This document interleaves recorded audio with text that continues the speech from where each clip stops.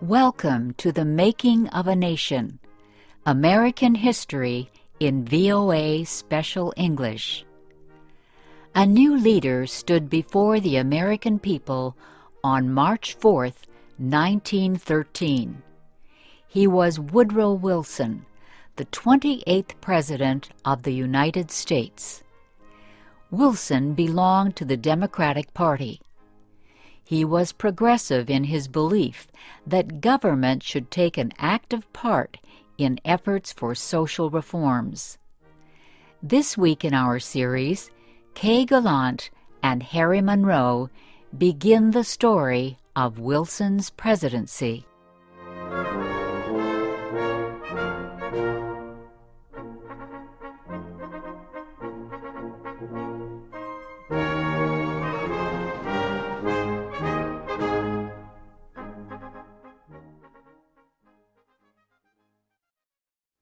Woodrow Wilson had spent most of his life at Princeton University. First, he was a professor. Then he was university president. Next, Wilson was elected governor of the state of New Jersey. His early success as governor made him a leading candidate for the Democratic presidential nomination in 1912. Wilson traveled widely around the country during the campaign. He made speeches to many groups. He tried to make himself and his ideas known to as many Americans as possible. Wilson called his program The New Freedom. One of his campaign promises was to fight for better conditions for America's small business owners. Such proposals helped him win the Democratic nomination for president. Then he defeated President William Howard Taft and former President Theodore Roosevelt in the election. Woodrow Wilson, the former president of a university, had become the president of a nation. The largest crowd in Washington, D.C.'s history welcomed Wilson outside the Capitol building on the day of his inauguration. He called on the American people to join him in making the country a better place. "Our duty," Wilson said, "is to correct the evil without hurting the good. I call all honest men, all patriotic, all forward-looking men to my side."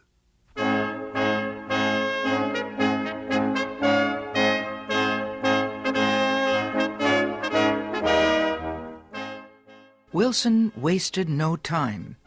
He immediately called a special session of Congress to act on Democratic campaign promises to reduce import taxes or tariffs. Wilson felt strongly about the need to reform these taxes. He broke tradition by leaving the White House to appear before Congress in person to appeal for his tariff proposals. Many members of Congress opposed Wilson's plans, but the new president used the results of a Senate investigation to win the fight. The investigation showed that a number of senators owned companies that depended on high tariffs for their profits. The votes of these senators were influenced by their property holdings. Public knowledge of the situation forced many of them to give up their holdings and stop resisting tariff reform. Congress finally approved Wilson's proposals. Lower tariffs reduced the amount of money taken in by the federal government. So the Senate also approved a tax on income or earnings. A constitutional amendment had been passed earlier to permit such a tax. President Wilson and the Democratic Party were pleased with the new tariff and income tax bills. But they were far from finished. Next, they turned their efforts to reform of the banking industry. For several years, many people had recognized the need for changes in the banking system.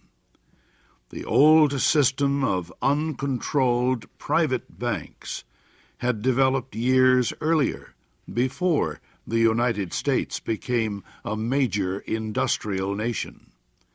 Many people agreed that a more modern system was needed, but they could not agree on details. President Wilson said control of the nation's wealth was held by too few men. He noted a report that said just 2 men controlled 10% of the total wealth of the United States. Wilson said the nation needed a money supply that could be increased or reduced when necessary to correct economic conditions. He said a method was needed to let banks help each other during economic emergencies.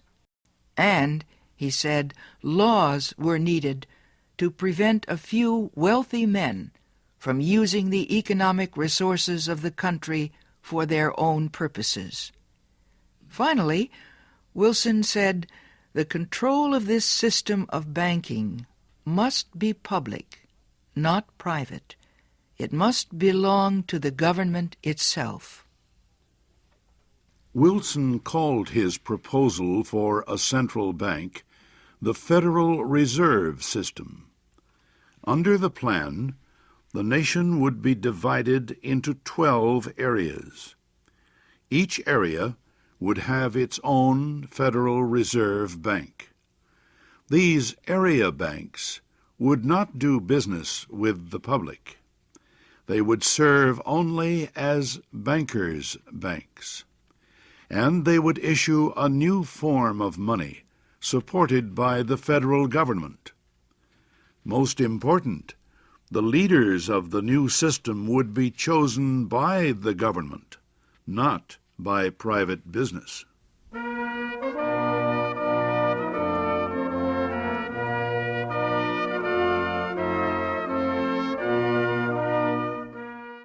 Bankers, business leaders, and their representatives in Congress sharply criticized President Wilson's proposals.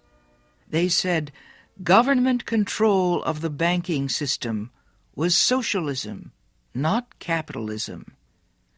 But Wilson refused to change his proposals, and he helped to lead the fight to make them law. Finally, Congress agreed. It did not